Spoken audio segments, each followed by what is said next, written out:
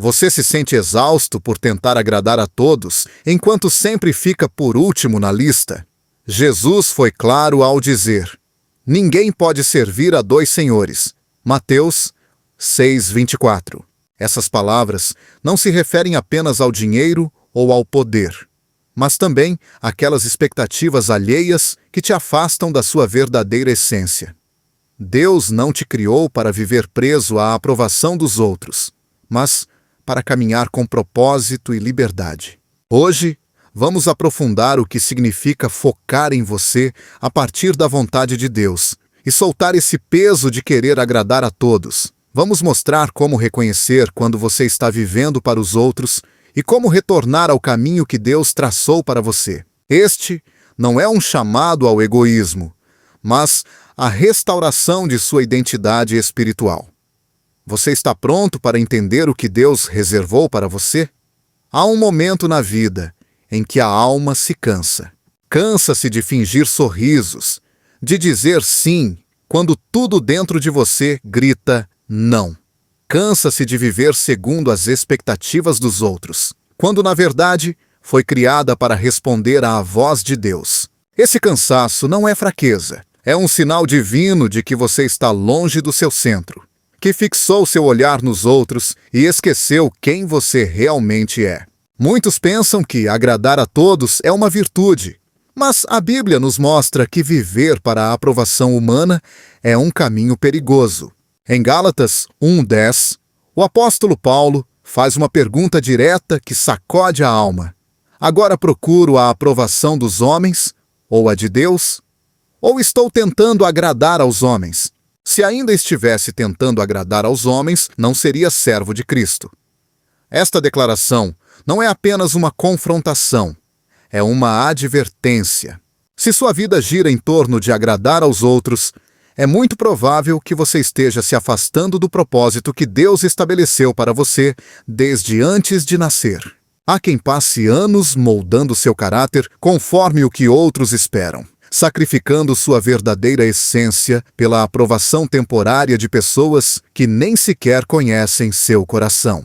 Tornam-se especialistas em se adaptar, em ceder, em silenciar sua voz.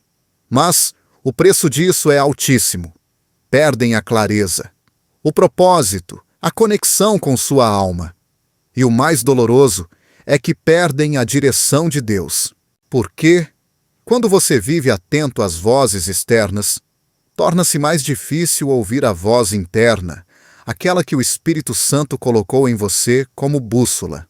O desejo de agradar pode começar com boas intenções, como servir, ajudar, estar em paz. Mas, quando se torna uma necessidade, transforma-se em uma armadilha. Jesus foi contundente em seus ensinamentos. Ai de vós, quando todos falarem bem de vós, pois assim faziam seus pais com os falsos profetas. Lucas 6:26. Essas palavras não são um convite ao conflito, mas um chamado à autenticidade. Se todo mundo aprova sua forma de viver, talvez você não esteja vivendo a verdade do Evangelho, porque seguir a Cristo muitas vezes incomoda. Lembremos de pessoas nas Escrituras que tiveram de tomar decisões difíceis, priorizando a voz de Deus sobre a dos homens. Pensemos em Noé, por exemplo. Em uma época em que todos viviam afastados da vontade divina, ele decidiu obedecer a uma ordem que parecia absurda: construir uma arca, mesmo sem sinal de chuva. O que pensariam seus vizinhos, seus amigos, sua família? A Escritura não detalha as zombarias que ele poderia ter enfrentado, mas é fácil imaginar. E, no entanto, Noé seguiu em frente.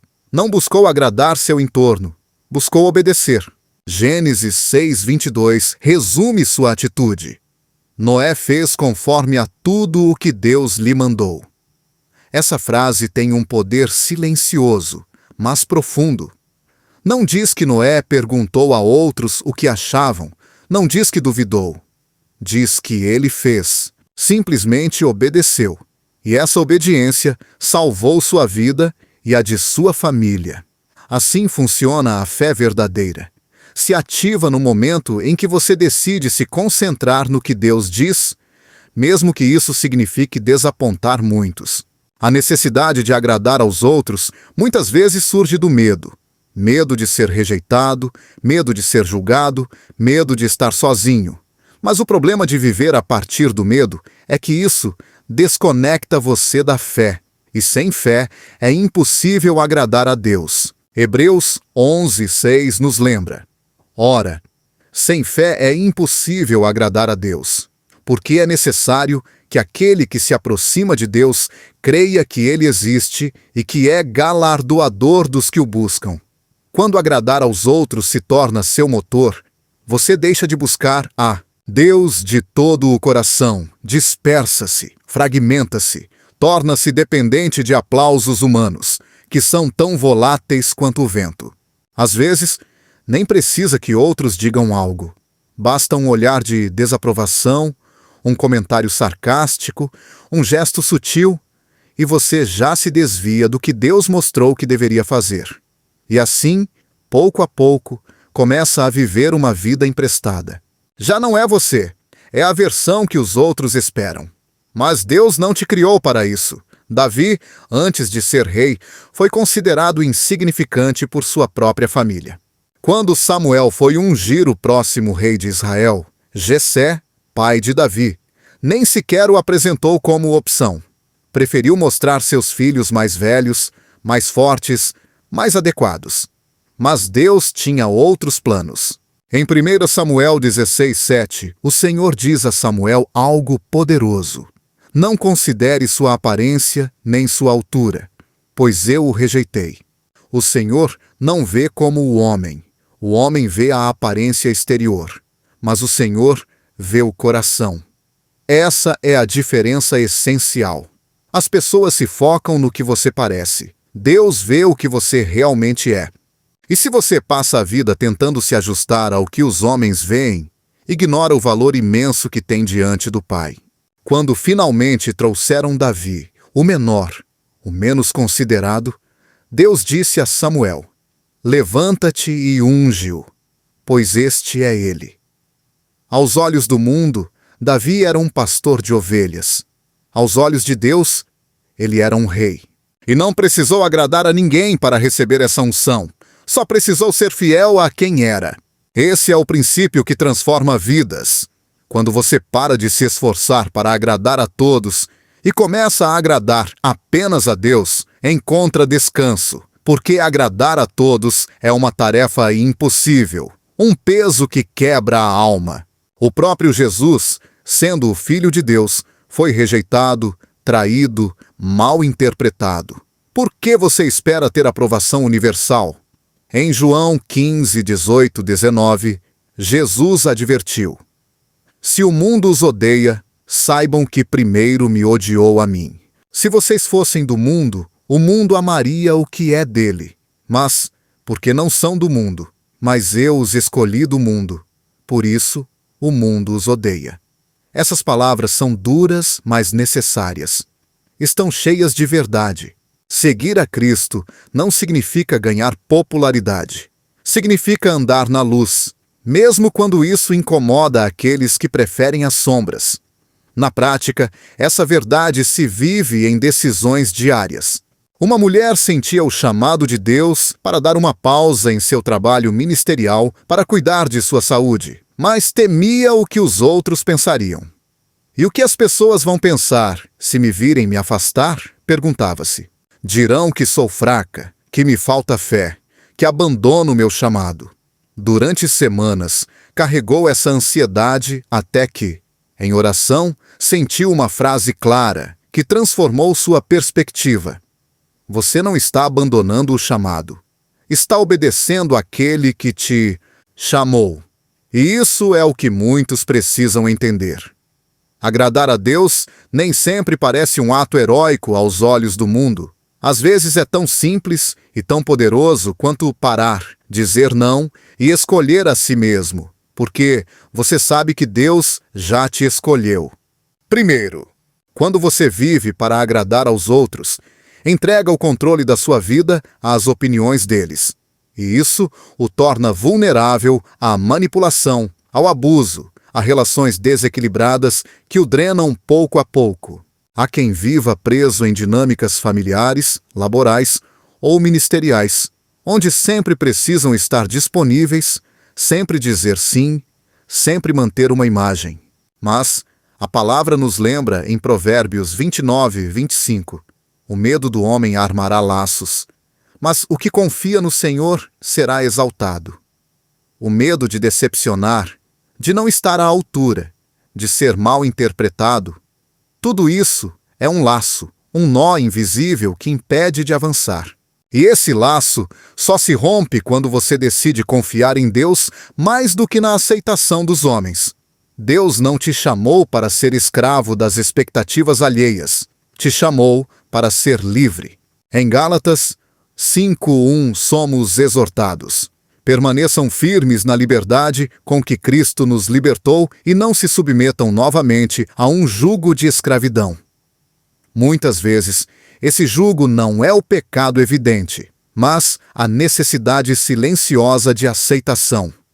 O medo, disfarçado de amabilidade, a obediência cega as vozes externas. Mas Cristo morreu para te libertar, não só do pecado, mas também de tudo aquilo que te impede de ser você mesmo. Voltar ao centro não é egoísmo, é obediência. É retornar a esse lugar onde Deus fala com você em secreto, onde você não precisa de validação externa, porque já foi aprovado no eterno. Em Mateus 6:6, Jesus instruiu: mas você, quando orar, vá para o seu quarto, feche a porta e ore a seu Pai, que está em secreto. Então seu Pai, que vê em secreto, o recompensará em público. Esta é a chave. Quando seu relacionamento com Deus se fortalece no invisível, Ele se encarrega de mostrar seu favor no visível. Você não precisa provar nada a ninguém. Só precisa permanecer fiel no secreto. Esta primeira parte do caminho começa com uma decisão, uma que talvez pareça pequena, mas que tem um eco eterno: deixar de viver para todos e começar a viver para um. Quando você faz isso, tudo muda. Encontra paz em meio à rejeição, clareza em meio ao ruído, direção em meio à pressão. Já não corre atrás dos aplausos, caminha ao ritmo do céu, porque sabe que, no final do dia, a única opinião que define seu destino é a daquele que escreveu seu nome no livro da vida. E isso, amado Filho de Deus, muda tudo. Desde o princípio da criação, Deus não apenas nos deu vida, nos deu design. Não fomos formados ao acaso, nem colocados neste mundo para improvisar uma existência sem sentido. Cada aspecto do seu ser, cada traço que você possui, cada inclinação espiritual ou emocional foi intencionalmente depositado em você por um Deus que conhece o fim desde o princípio. Esta verdade, tão profunda quanto transformadora, se encontra revelada em Jeremias 1:5. Antes que eu te formasse no ventre, te conheci, e antes que saísses da madre, te santifiquei. As nações te dei por profeta. Não é apenas uma declaração para Jeremias, é uma declaração para você.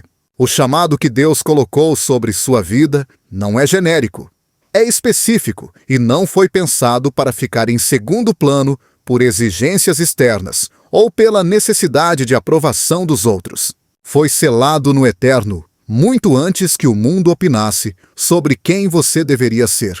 Quando a alma começa a buscar aprovação, se desvia do plano original. A voz de Deus começa a ser sufocada pela expectativa de pais, líderes, amigos ou multidões. Mas o propósito de Deus não muda com a opinião pública. O que Ele escreveu sobre você permanece, mesmo que você tenha se desconectado. O Salmo 139:16 declara: os teus olhos viram o meu corpo ainda informe, e no teu livro todas estas coisas foram escritas, as quais em continuação foram formadas quando nem ainda uma delas havia. Isso significa que Deus não improvisa com sua vida. Cada passo que você dá tem uma direção celestial. Cada dom que você carrega responde a uma necessidade divina. Cada carga em seu espírito é um sinal do que você foi chamado a transformar. E quando você escolhe ignorar isso para se encaixar, nega a obra do Criador em sua própria existência. O mundo celebra o que brilha superficialmente, mas Deus honra o que permanece fiel no oculto. Não precisa ser aceito para ser eficaz. Não precisa ser celebrado para ser relevante no reino. Moisés foi criado como príncipe, mas seu propósito não era governar desde o Egito, mas libertar desde o deserto. Deus o chamou com uma missão clara. Mas Moisés, marcado por suas inseguranças e medos, duvidou de sua capacidade. No entanto, o chamado de Deus não se cancela pela vacilação humana. Em Êxodo 3:10, Deus lhe disse: "Vem, pois, agora, e eu te enviarei a Faraó, para que tires o meu povo, os filhos de Israel, do Egito." O importante não era o que Moisés pensava de si mesmo, nem o que o Egito opinava dele. O importante era que Deus já o havia comissionado. O mesmo princípio se aplica à sua vida. Não importa se você se sente pequeno, invisível ou insuficiente. Se Deus te chamou, então há um propósito específico que só você pode cumprir. O desejo de agradar aos outros, muitas vezes, nasce de uma desconexão com a fonte. Quando você não sabe quem é fácil permitir que outros definam seu valor. Quando você esquece o que Deus disse, torna-se vulnerável ao que todos dizem. E o que todos dizem muda, mas a voz de Deus permanece. Isaías 55:11 afirma: "Assim será a palavra que sair da minha boca. Ela não voltará para mim vazia, mas fará o que me apraz e prosperará naquilo para que a enviei." Se a palavra de Deus sobre você foi enviada, então também foi equipada com o poder para se cumprir. Não depende da aceitação dos homens, depende da sua obediência. Paulo, em sua carta aos Gálatas, deixa claro que o chamado que recebeu não veio de homens, nem por meio de homens.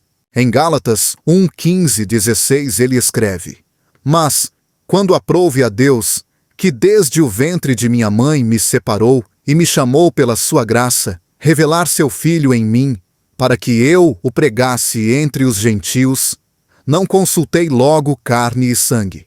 Este detalhe é essencial. Paulo não buscou validação humana para obedecer ao mandato celestial. Não esperou a permissão de seu entorno. Quando compreendeu que havia sido separado desde o ventre, entendeu que sua vida já tinha direção, e essa direção não era negociável. Quando Deus te chama, não o faz esperando o consenso humano, mas com a autoridade do céu. E você está chamado a responder com a convicção de quem conhece sua origem e seu destino. O Espírito de Deus nunca te empurrará para uma identidade que negue o que ele desenhou em você. Ele não pressiona para que você seja cópia de ninguém, não inspira comparação, ele revela o original. Cada vez que você tenta ser alguém mais para agradar a alguém mais, está deixando de lado a versão que o céu espera ver manifestada. Em Romanos 12:2, somos instruídos: "E não vos conformeis com este mundo, mas transformai-vos pela renovação do vosso entendimento, para que experimenteis qual seja a boa, agradável e perfeita vontade de Deus." Essa transformação não acontece copiando, mas renovando sua mente com o que Deus diz. E para renovar a mente, é necessário desconectar-se das vozes que alimentam a dúvida e o conformismo. Jesus não modelou uma vida baseada em agradar as massas. Seu caminhar foi marcado por decisões firmes, por obediência radical, por fidelidade ao seu chamado, mesmo que isso lhe custasse a aceitação de muitos. Desde jovem, ele sabia a quem devia responder. Em Lucas 2:49, quando seus pais o encontraram no templo, ele respondeu: "Não sabíeis que devo estar nos negócios de meu pai?" Essa foi sua declaração de foco. Seu centro não eram as expectativas familiares, sociais ou religiosas. Seu centro era a vontade do Pai. Essa mesma consciência é a que você é chamado a ter. Você não foi criado para se dispersar em 1000 direções, tentando agradar a todos. Foi formado para uma única direção, a do plano de Deus. O inimigo sabe que, se conseguir te distrair com a necessidade de aprovação, pode enfraquecer seu foco. E um crente sem foco é vulnerável, instável e facilmente manipulável. Mas, quando você sabe quem é, e acima de tudo, sabe quem te chamou, nenhuma rejeição te detém, nenhuma crítica te paralisa, nenhuma perda te desvia. Filipenses 1:6 declara: Estou convencido de que aquele que começou boa obra em vocês há de completá-la até o dia de Cristo Jesus. Essa segurança não nasce do aplauso humano, mas da fidelidade divina. Você não foi chamado para começar e parar no meio do caminho, porque alguém te questionou. Foi chamado para permanecer, avançar e completar a obra. Não confunda humildade com negação do chamado. A verdadeira humildade não é diminuir o que Deus colocou em você, mas usá-lo para glorificá-lo. O próprio Jesus, sendo o Filho de Deus, não negou quem era. Em João 8:12, declarou: Eu sou a luz do mundo. Quem me segue, de modo algum, andará em trevas, mas terá a luz da vida. Não foi uma declaração arrogante, foi uma declaração de identidade. E porque Jesus caminhou com essa clareza, pôde trazer luz aos outros. Assim também você. Quando se reconhece como quem Deus diz que você é, torna-se instrumento de revelação, de restauração e de propósito para outros. A obediência ao seu design é um ato de reverência. Quando você honra o que Deus colocou em você, honra o Deus que te formou. Quando escolhe viver alinhado com seu propósito, mesmo que isso implique decepcionar expectativas humanas, está dizendo com suas ações que a voz de Deus é suficiente. E essa atitude move o céu, porque o céu não responde às aparências, responde à obediência. Em 1 Samuel 15:22, o profeta disse a Saul: Por acaso o Senhor tem tanto prazer em holocaustos e sacrifícios, quanto em que se obedeça à sua palavra? Obedecer é melhor do que sacrificar. Naquele momento, Saul havia decidido fazer o que lhe parecia certo para agradar o povo, mas desobedecendo a uma instrução divina. Sua tentativa de agradar terminou em rejeição, porque não há favor humano que compense uma desobediência a Deus. Cada vez que você escolhe se ajustar ao que outros esperam, ignorando o que o Espírito te mostra, está sacrificando parte do seu design. Mas, quando decide retornar ao centro, quando se alinha com o que foi chamado a fazer, tudo faz sentido. As portas que você precisa se abrem. As batalhas que enfrenta se alinham com o respaldo celestial. As decisões difíceis se tornam oportunidades para glorificar o Pai. Efésios 2:10 afirma: Pois somos obra sua, criados em Cristo Jesus para boas obras, as quais Deus preparou de antemão para que andássemos nelas. Essas boas obras já estão prontas. Só requerem que você se mantenha centrado, conectado, firme em seu chamado. Você não precisa se tornar outra pessoa para ser usado por Deus. Não precisa alterar sua essência para ser aceito em seu reino. Tudo o que você precisa é se render ao seu design, porque seu propósito não está sujeito a tendências, opiniões ou circunstâncias. Está guardado no eterno, esperando sua resposta. E essa resposta só pode ser dada desde um coração que decidiu deixar de agradar a todos e começar a viver para um só. Quando você faz isso, começa a caminhar em uma dimensão de graça, favor e clareza que não depende da aprovação do mundo, mas da fidelidade do céu. Assim como os profetas não foram enviados com discursos populares, assim como os apóstolos não pregaram para agradar, assim como Jesus não viveu para agradar, você também não está aqui para diluir sua verdade espiritual pela comodidade dos outros. Está aqui para cumprir com precisão a obra que lhe foi encomendada. E essa obra começa quando você se reconcilia com seu design, quando abraça o que Deus já disse sobre você, quando fecha seus ouvidos ao ruído e decide caminhar na direção do chamado. O design que você carrega não está em disputa, não está em avaliação. Está confirmado pelo Criador do Universo. Só espera que você o tome, o abrace e o viva sem temor. Porque quando você se concentra em si mesmo, a partir da vontade de Deus, deixa de girar em torno do externo e começa a avançar com autoridade no eterno. E ali, nesse lugar de alinhamento com o céu, você já não precisa agradar a ninguém, porque sabe que já foi aprovado pelo único que verdadeiramente importa. A figura de Jesus se ergue no meio da história como a encarnação perfeita do propósito divino. Sua vida, sem desvios nem distrações, esteve completamente centrada em fazer a vontade do Pai. Em cada passo, em cada palavra, em cada silêncio, ficou claro que ele não veio ao mundo para agradar as multidões, nem para se ajustar às expectativas humanas.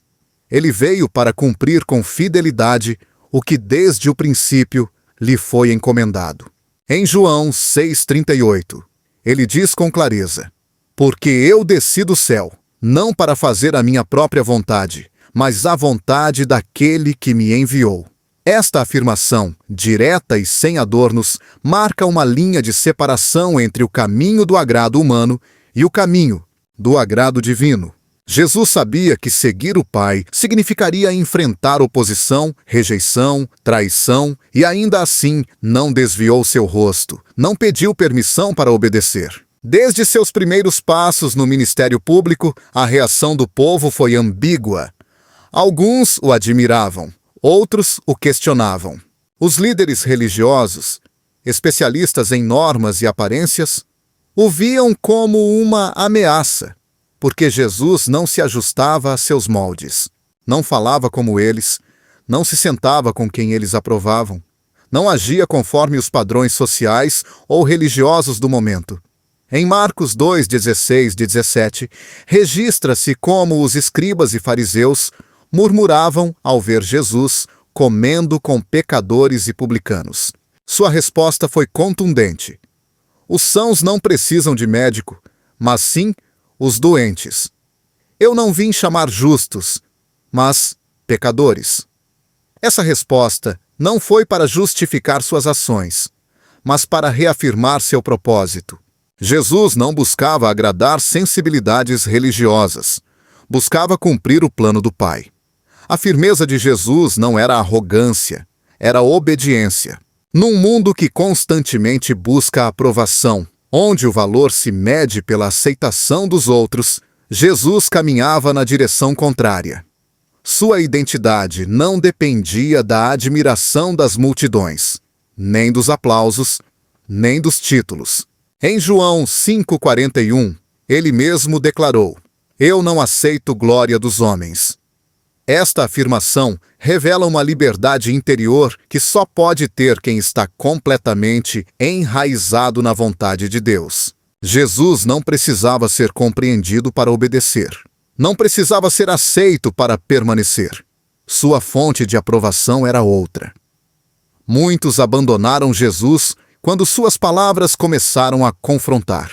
Quando multiplicou os pães e os peixes, milhares o seguiam. Mas, quando falou do verdadeiro custo do discipulado, quando ensinou sobre comer sua carne e beber seu sangue, a multidão se dispersou. Em João 6,66, lemos: desde então, muitos dos seus discípulos voltaram atrás e já não andavam com ele. Ele não mudou sua mensagem para retê-los, não suavizou a verdade para manter sua aprovação. Permaneceu firme, porque sabia que agradar ao Pai nem sempre implica reter o público.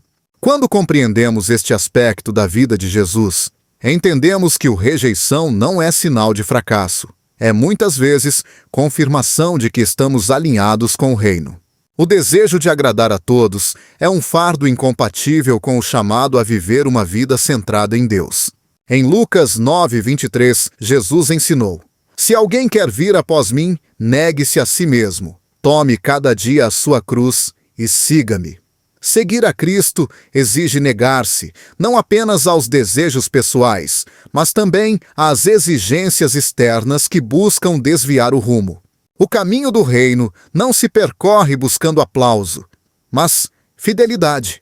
No julgamento diante de Pilatos, quando lhe ofereceram uma oportunidade para se defender, Jesus guardou silêncio. Não se justificou, não suplicou compreensão.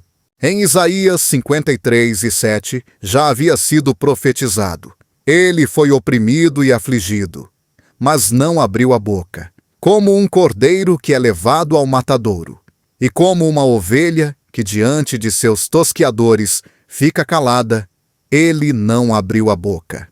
Seu silêncio foi mais eloquente do que 1000 palavras, porque esse silêncio falava de entrega, de convicção, de uma fé que não precisava convencer a ninguém.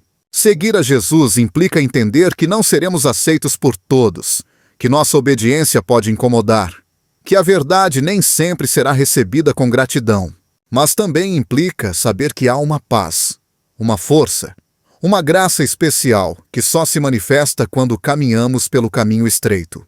Em Mateus 7:13-14, Jesus falou desse caminho.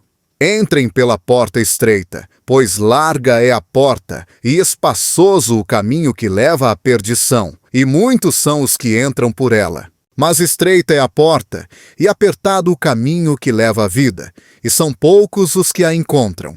A porta estreita não atrai multidões, mas conduz à vida. Essa é a diferença. Agradar a todos é uma porta larga.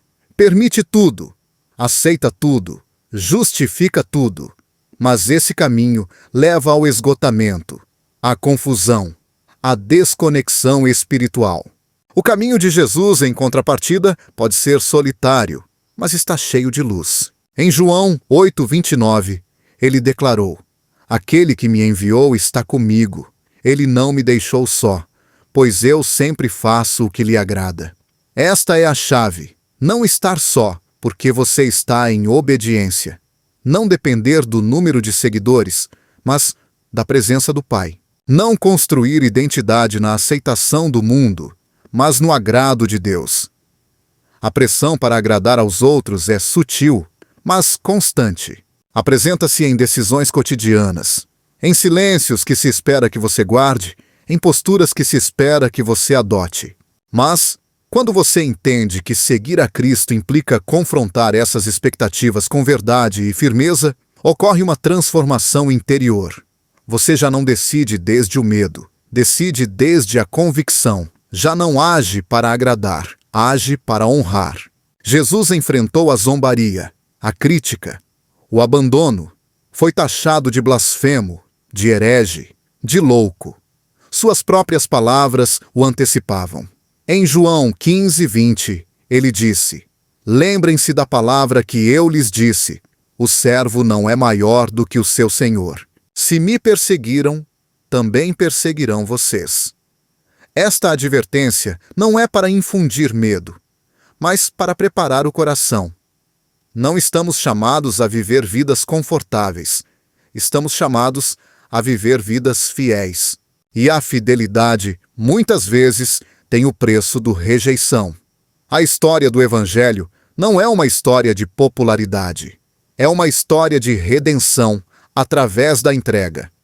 A cruz não foi um símbolo de aceitação, foi um símbolo de escândalo.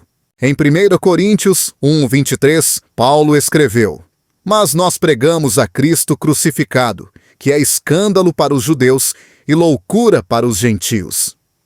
A mensagem do reino nem sempre será compreendida nem celebrada, mas nunca deve ser diluída. Cada vez que tentamos suavizar a mensagem para torná-la mais aceitável, perdemos seu poder transformador. E cada vez que escolhemos a fidelidade, mesmo que isso implique perder a aprovação dos homens, o céu se abre a nosso favor. Jesus viveu com uma única audiência em mente: o Pai.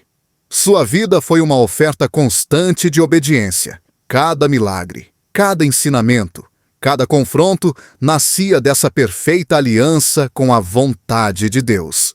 Em João 4:34, ele expressou: a minha comida é fazer a vontade daquele que me enviou e completar a sua obra. Esse era seu contentamento, seu propósito, seu foco. E é aí que também deve estar o nosso: fazer a vontade daquele que nos enviou. Não em manter uma imagem, não em sustentar relações construídas sobre aparências, não em ser aceitos por todos, mas em completar a obra que nos foi encomendada. Quando você decide se concentrar em seu chamado, seguindo o exemplo de Cristo, os pesos caem. Você já não precisa demonstrar, já não precisa competir, já não precisa temer, porque entende que não foi criado para agradar ao mundo, mas para manifestar o reino. E o reino não busca ser popular, busca ser fiel. Em 2 Timóteo 4:7, Paulo, ao final de sua carreira, pôde dizer com certeza: combati o bom combate, terminei a corrida, guardei a fé. Essa é a meta: não terminar com uma reputação intocável aos olhos dos homens, mas terminar com a fé intacta. O exemplo de Jesus nos liberta, nos mostra que é possível viver centrados no propósito, mesmo em meio à oposição, que é possível dizer a verdade, mesmo que doa, que é possível caminhar com integridade, mesmo que isso signifique caminhar sozinho. Porque quando você caminha com Deus, nunca está realmente sozinho. A presença daquele que te chamou é suficiente, sua aprovação é suficiente, seu respaldo é suficiente. Não se trata de viver desafiando a todos. Trata-se de viver sem se desviar do que o céu já determinou para você. O agrado do Pai deve ser sua meta constante. E quando isso ocorre, todo o resto perde força. As críticas já não te ferem. As pressões já não te desviam. As comparações já não te roubam a paz, porque você entendeu que sua vida tem um foco superior, um propósito eterno, uma missão que não se negocia por aceitação temporária. Em Jesus encontramos o modelo perfeito de uma vida sem concessões. Uma vida de convicção, de entrega, de propósito inquebrantável. E é nele que encontramos a força para viver do mesmo modo. Ele não buscou a aprovação dos homens e ainda assim foi exaltado pelo Pai. Filipenses 2:9 declara: por isso também Deus o exaltou soberanamente e lhe deu um nome que é sobre todo nome. Essa exaltação não veio porque ele agradou a todos. Veio porque foi obediente até o final. É assim que se vive centrado em Deus. É assim que se rompe com a necessidade de agradar. É assim que se avança com firmeza, sabendo que o que verdadeiramente importa não é o que o mundo diz de você, mas o que Deus disse desde antes de você nascer. Nesse design eterno, há descanso. Nesse propósito divino, há direção. E nessa obediência inquebrantável, a vida abundante. A alma que vive para agradar aos outros cedo ou tarde se esgota. Há um desgaste que não se nota a olho nu, mas que pouco a pouco vai apagando a luz interior. Não é algo imediato, é progressivo. Começa com pequenas renúncias ao que se sente, com silêncios que se justificam em nome da paz, com sorrisos que ocultam uma verdade que já não se atreve a sair. E sem se dar conta, a pessoa deixa de se ouvir, perde a conexão com seu espírito, o clamor do seu interior se afoga entre as exigências alheias e as máscaras que aprendeu a usar. Mas a alma não foi criada para ser moldada por opiniões, e sim para ser guiada pela voz de Deus. Em Provérbios 4:23, somos advertidos. Acima de tudo, guarde o seu coração, pois dele depende toda a sua vida. Quando o coração está cativo do desejo de aprovação, a vida perde sua essência. Já não flui desde a autenticidade, mas desde o medo. Esse tipo de desgaste é insidioso. Não se manifesta imediatamente no corpo, embora eventualmente o faça. Manifesta-se primeiro na falta de entusiasmo, na desconexão com o propósito, na sensação de estar cumprindo funções que já não têm sentido. É uma carga silenciosa, porque agradar aos outros costuma se disfarçar de virtude. Mas, quando esse desejo se torna o motor que dirige as decisões, o que parecia nobre se torna destrutivo. A Escritura nos lembra em Gálatas 5:1: Permaneçam firmes na liberdade com que Cristo nos libertou e não se submetam novamente a um jugo de escravidão. Nem todas as correntes são visíveis. Algumas são feitas de expectativas, de lealdades mal compreendidas, de necessidades emocionais que nunca foram confrontadas com a verdade. Agradar aos outros à custa de si mesmo é uma forma de escravidão emocional. É viver dependendo da reação do entorno para definir os próprios passos. É um modo de existência condicionado, onde a paz depende do comportamento alheio e não da presença de Deus. E essa forma de viver desgasta a alma, porque vai contra o design divino. Deus não nos fez para viver divididos, fingindo por fora o que por dentro se resiste. Em Mateus 5,37, Jesus ensina: seja o seu sim, sim, e o seu não, não. O que passar disso vem do maligno. Esta é uma invitação à integridade, à clareza interior, à coerência. Mas essa coerência não pode existir quando se vive preso à aprovação dos outros. Disse sim com a boca quando o coração está gritando não com força. E esse conflito interno, quando se repete uma e outra vez, esgota mais que qualquer jornada física. A alma começa a se fragmentar quando se ignora para agradar aos outros. E uma vez fragmentada, perde força, perde direção, perde discernimento. A pessoa que vive para agradar muitas vezes não sabe o que quer. Passou tanto tempo se adaptando que esqueceu seus próprios desejos, suas próprias convicções, seu próprio ritmo. Essa desconexão gera confusão espiritual. Romanos 12:2 nos exorta: e não vos conformeis com este mundo, mas transformai-vos pela renovação do vosso entendimento, para que experimenteis qual seja a boa, agradável e perfeita vontade de Deus. Mas aquele que está desgastado por viver para os outros não consegue discernir a vontade de Deus, porque seu entendimento está cheio de vozes externas que o condicionam. Precisa renovar sua mente, e para isso, precisa primeiro silenciar o ruído da aprovação alheia. Há pessoas que caminham carregando um cansaço que não provém do físico, mas da alma. Não se trata de falta de sono, mas de uma desconexão profunda com seu propósito. Estão exaustas, não porque fazem muito, mas porque fazem o que não foram chamadas a fazer. Porque fazem para aqueles que nunca estarão satisfeitos. E porque fazem negando a si mesmas. O desgaste não é por atividade, é por desalinhamento. E esse desalinhamento se manifesta como ansiedade, insatisfação, frustração ou até amargura.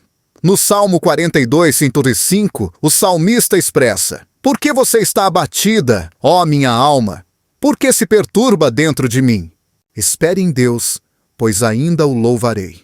A alma que se perturba precisa se lembrar em quem deve esperar. Não no julgamento dos homens, não no aplauso, não no reconhecimento, mas em Deus. Às vezes, o desgaste é tão profundo que já não se reconhece. Tornou-se parte da paisagem interior.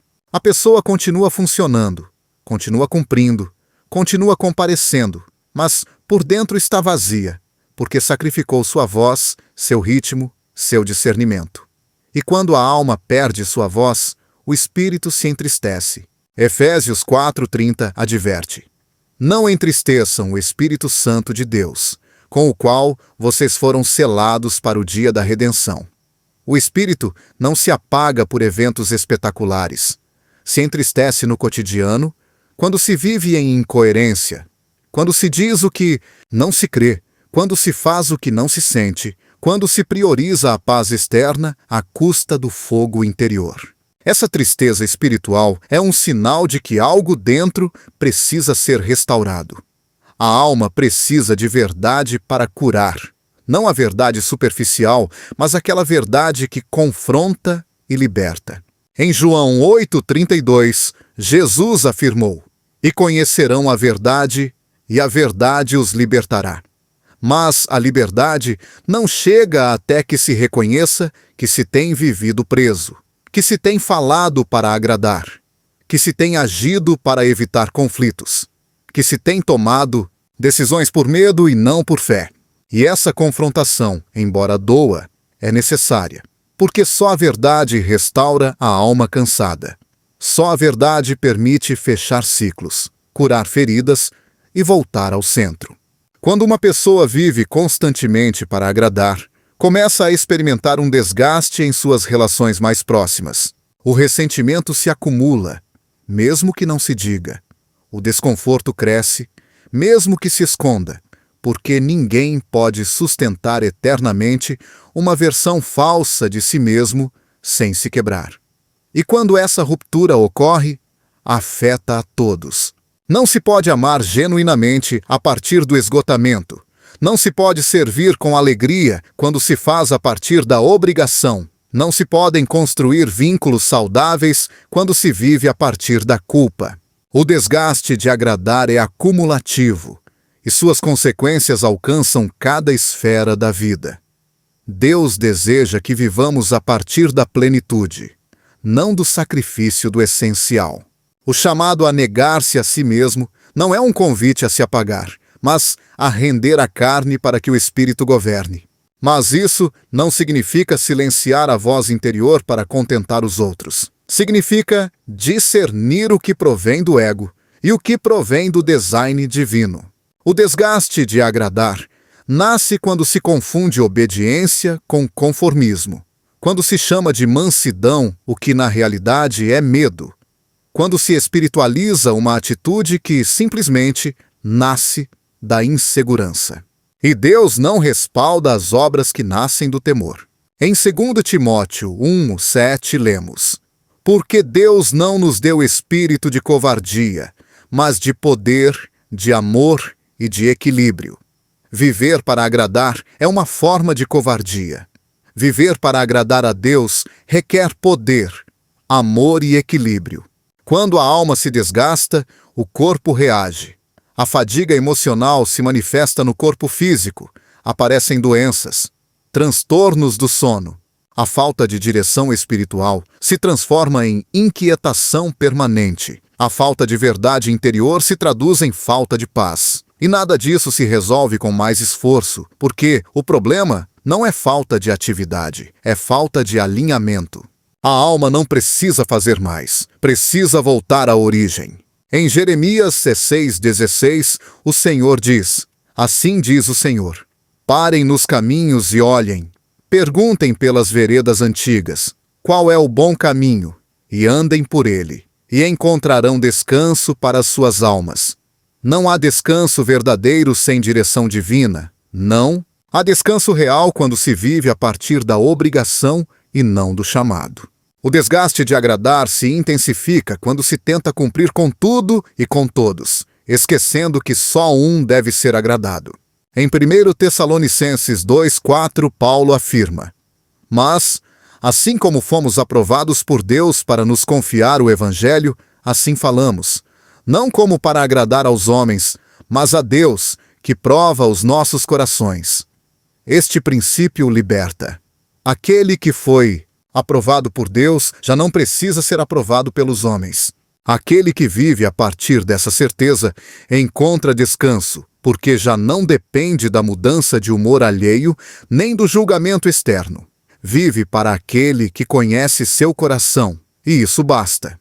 A alma que volta a se centrar em Deus recupera sua força, recupera sua direção, recupera seu discernimento, porque deixa de correr atrás do que desgasta e começa a caminhar em direção ao que edifica. Em Isaías 40:31, encontra-se uma promessa poderosa.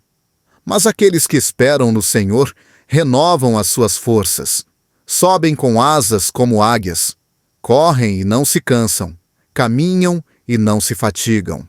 Esse nível de força não se obtém agradando a todos, mas se centrando em um. A espera em Deus restaura o que a aprovação dos outros desgasta. A intimidade com Deus cura o que a obrigação externa feriu. A alma se renova não com mais tarefas, mas com mais verdade. Quando se decide deixar de agradar, experimenta-se uma ruptura interna, mas também uma libertação profunda. Perde-se o que era uma carga e ganha-se o que é um propósito. Fecham-se portas que levavam ao desgaste e abrem-se caminhos que conduzem à plenitude.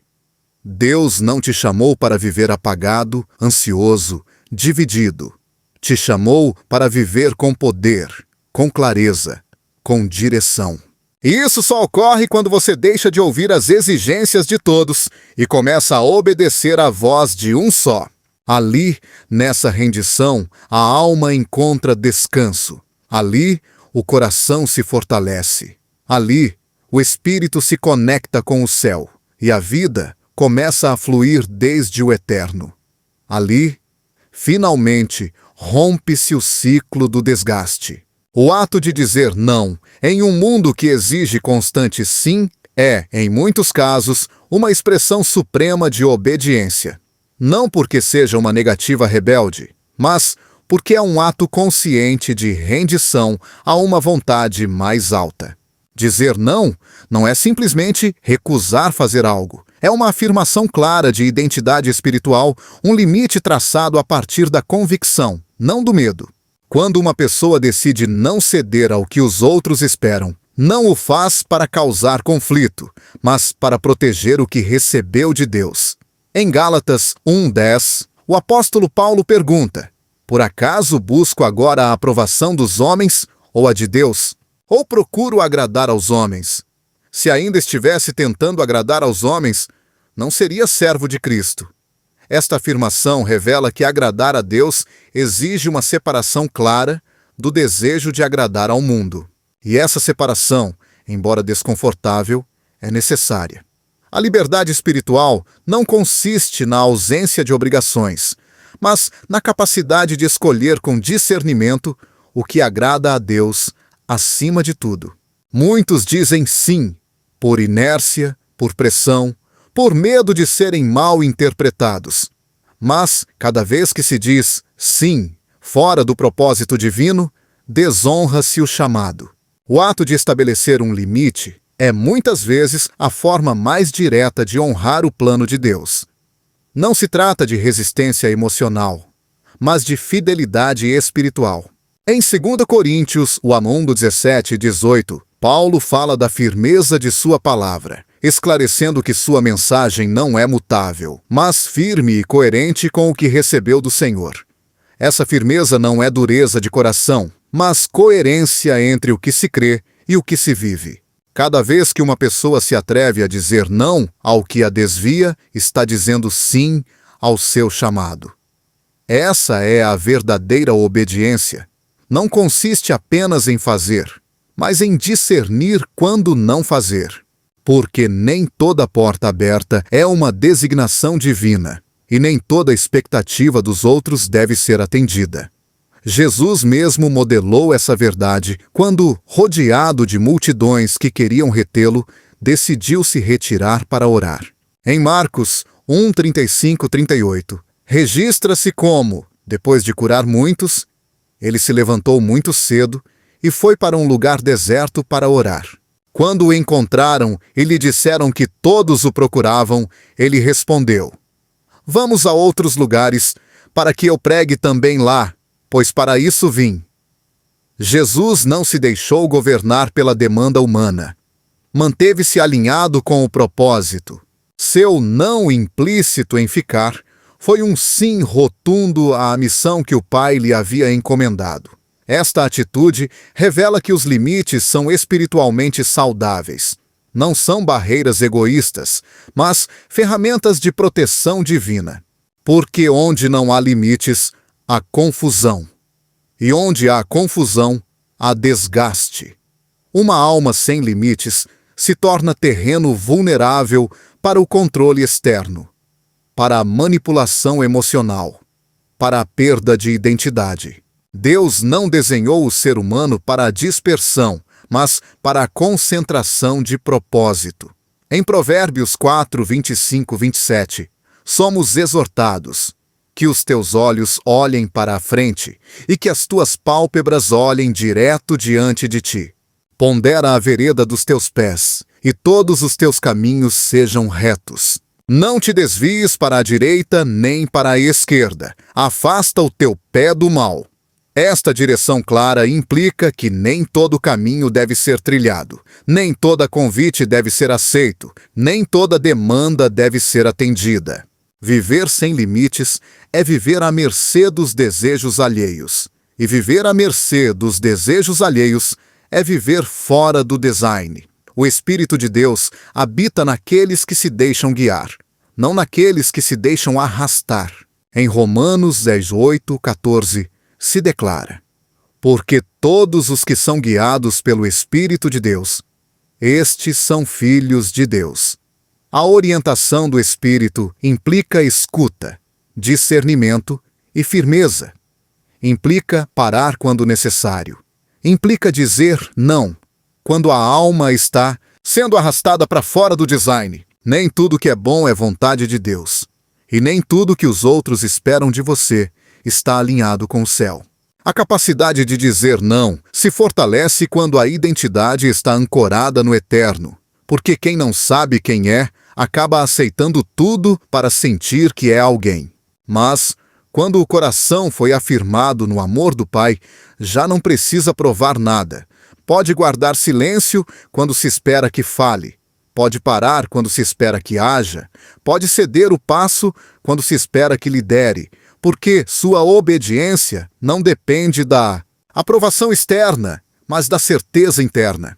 Em Efésios 2:10 se afirma: pois somos criação de Deus, realizada em Cristo Jesus, para fazermos boas obras, as quais Deus preparou de antemão para que andássemos nelas.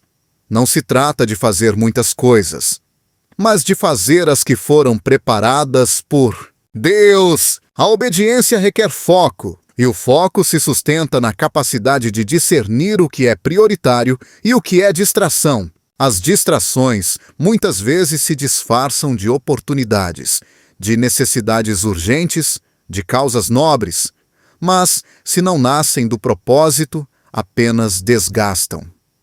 Jesus não foi movido pela urgência do entorno, mas pela direção do céu. Cada passo seu foi deliberado, cada ação sujeita ao plano eterno.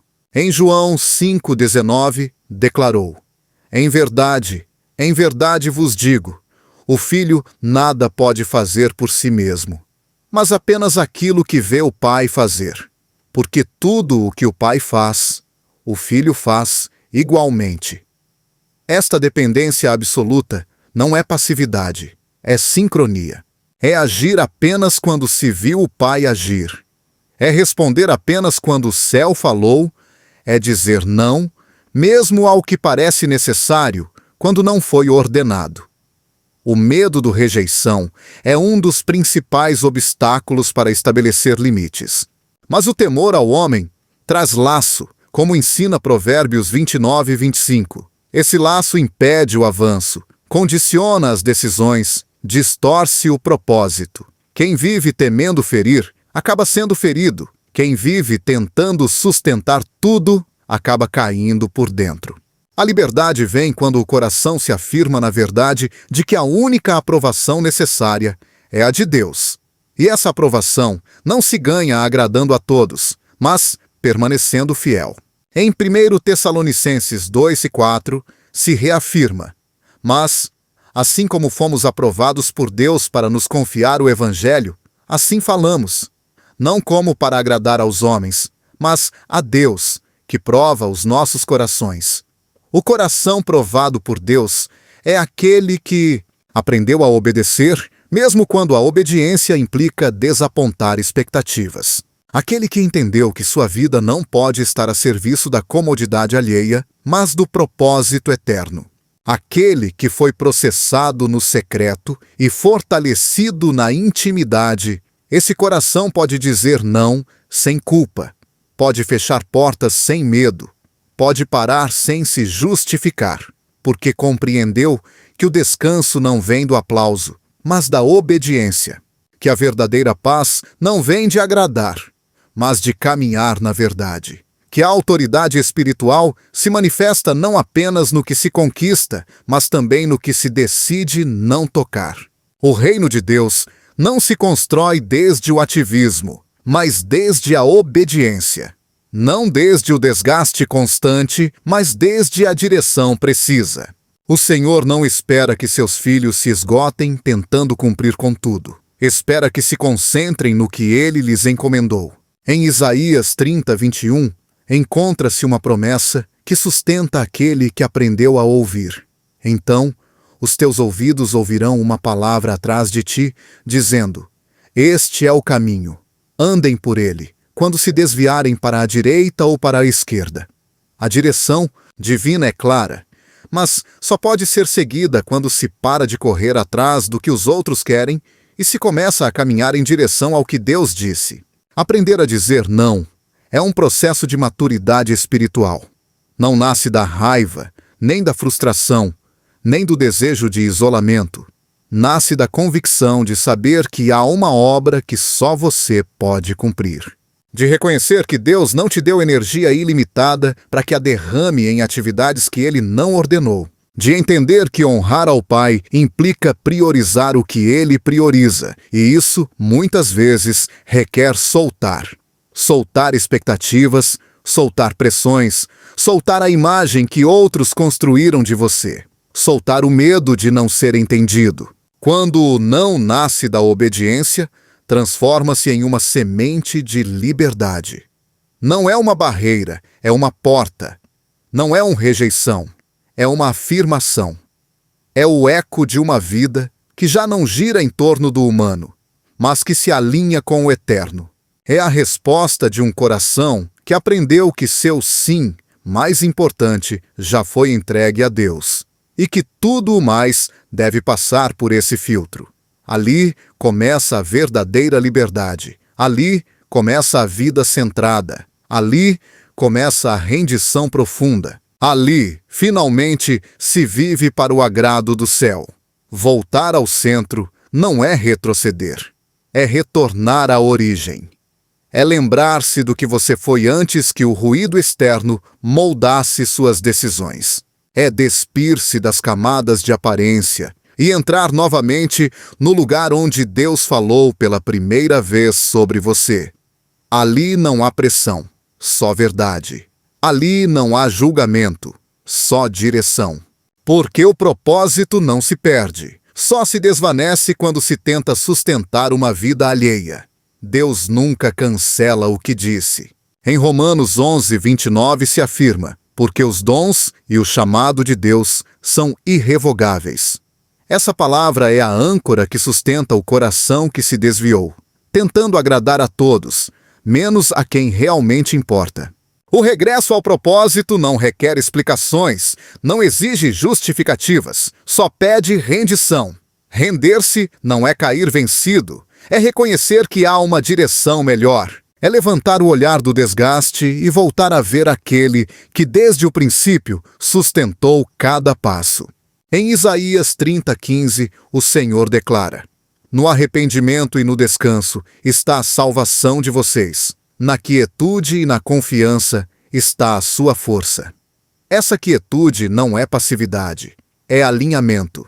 É saber que não é preciso correr atrás do que Deus não enviou. É viver na segurança de que o lugar correto é onde sua voz é clara, não onde a multidão aprova. Não há condenação para quem decide voltar. Não há julgamento para quem reconhece que viveu dividido. O coração que se arrepende encontra sempre misericórdia. Deus não busca perfeição, busca disposição. Em Joel 2:12-13, o chamado é claro. Voltem para mim de todo o coração, rasguem o coração e não as vestes. O que ele espera não é um ato externo, mas uma transformação interior. Um coração que retorna, ainda que ferido, ainda que cansado, ainda que confuso, será sempre recebido com graça, porque o Pai não se afasta do design, ainda que o design tenha sido esquecido. Reconectar-se com o propósito é fechar portas com humildade, é soltar o peso das expectativas impostas, é escolher o silêncio onde antes se vivia justificando. É caminhar com passos mais firmes, não pela ausência de oposição, mas pela certeza de estar sob direção divina. Em Filipenses 3, 13 e 14, Paulo expressa uma resolução: esquecendo-me das coisas que para trás ficam e avançando para as que estão diante de mim, prossigo para o alvo. Esse alvo não é sucesso visível, é obediência sustentada. É uma vida que reflete o que o céu escreveu, sem distorções, sem acréscimos, sem desvios. A alma volta a respirar quando deixa de correr para agradar. O espírito se fortalece quando o coração retorna ao design. Ali começa a verdadeira liberdade. Ali floresce a verdadeira identidade. Ali se recupera a voz que o ruído havia apagado. Ali se ouve mais uma vez o que Deus já havia dito. E nesse eco eterno, o propósito volta a ser caminho. Quando você escolhe se centrar em si mesmo, sob a orientação de Deus, não está se afastando dos outros. Está se preparando para impactá-los com a autenticidade. Porque só quem vive desde a verdade pode libertar outros. Você não foi chamado para sustentar aparências, mas para manifestar propósito. Deus não te quer esgotado, mas aceso. E esse fogo só nasce quando você decide ser quem Ele desenhou, sem se deformar pela aprovação humana. Efésios 5,13 diz: tudo o que é exposto pela luz torna-se visível, pois é a luz que torna visíveis todas as coisas. Sua vida, em sua expressão mais genuína, é luz. Mas essa luz não brilha a partir do esforço para agradar, mas a partir da plenitude do seu propósito. Quem se atreve a voltar ao centro não só recupera a direção, mas se torna um farol para outros. Este é o tempo de viver com foco, com clareza, com verdade. Não para se fechar em si mesmo, mas para ser um canal puro do céu. Porque quando você deixa de agradar, começa a transformar. E esse é o maior impacto. Não viver para ser aprovado, mas viver para despertar outros para sua própria liberdade. Ali, sua vida deixa marca. Ali, sua obediência resplandece.